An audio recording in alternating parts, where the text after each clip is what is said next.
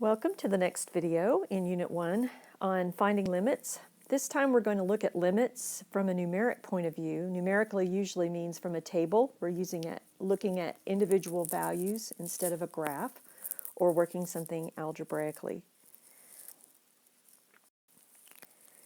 So when we try to find a limit numerically, what we're looking at is a table. So you can see here that we are using a table to estimate the limit as x approaches 2 of 3x minus 2. And you recognize 3x minus 2 is the equation of a line. So if we were able to graph that, we would have a y-intercept at negative 2, and our slope is at 3. And we would draw a lovely little line. That's not too bad for freehand.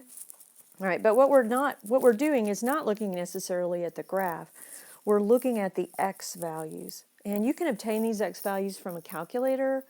That's really the easiest way to do it. You can do them individually, or you can set up the table. You can just put in the function into y equals and then look at the table. You can even set up the table so that you have these values listed here. So we see that as x approaches 2, right, from the left, as it's smaller, right, as we get here, we're looking at where it's 2.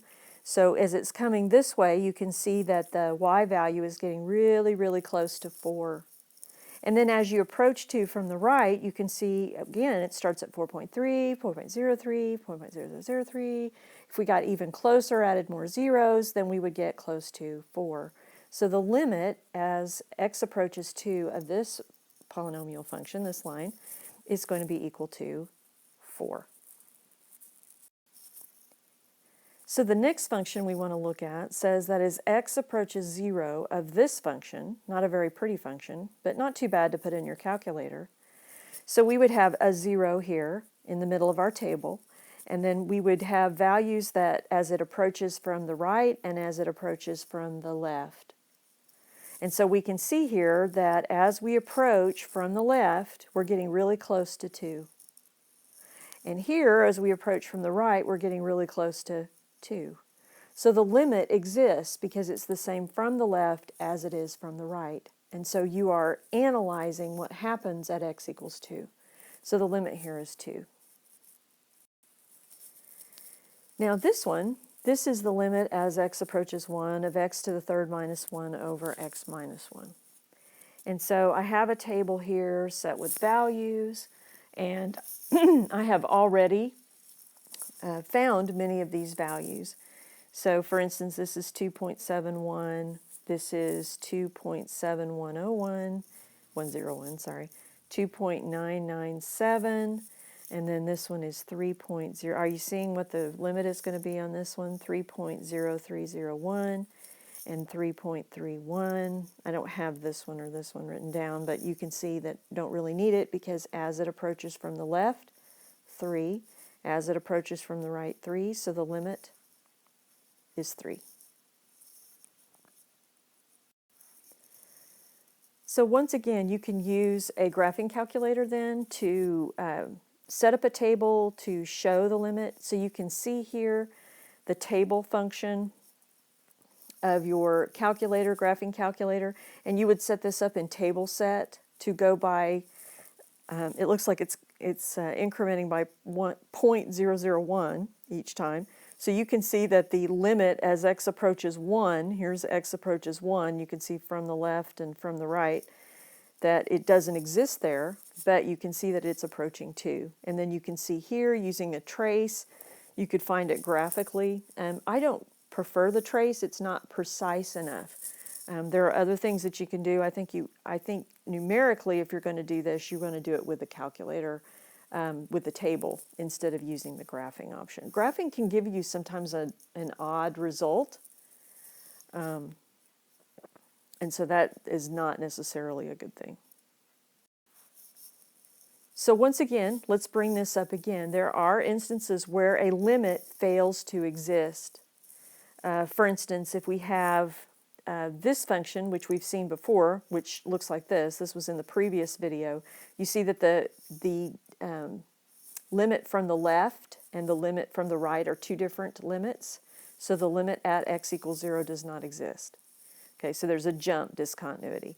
Now this is pretty interesting because what is happening here is oscillating. It's oscillating. It's bouncing between 1 and -1, which is kind of what you would expect from a sine function or any sine or cosine function, because you remember that it's periodic and it bounces between -1 and 1. And so this one, sine equals 1 over x, if you were to look at these functions, now this is a trig function, so these are angles and radians, right? As you begin to look at it from the right and the left, the limit does not exist at x equals 0, because it's just, the y value is just oscillating back and forth. So this limit does not exist. So here is the summary.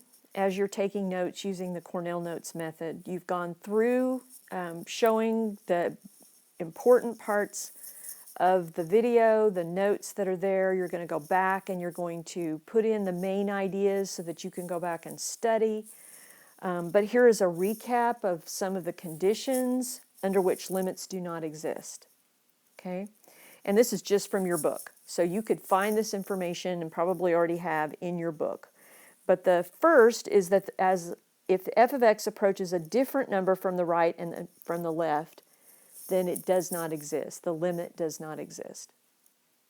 So you can see here, the limit of f of x as x approaches a value c does not exist if f of x approaches a different number from the right and the left. So that would be a wonderful verbal explanation, a written explanation for when a limit does not exist. And then here, it would also not exist if f of x increases or decreases without bound as x approaches c. And you remember from the first video, that was an asymptote.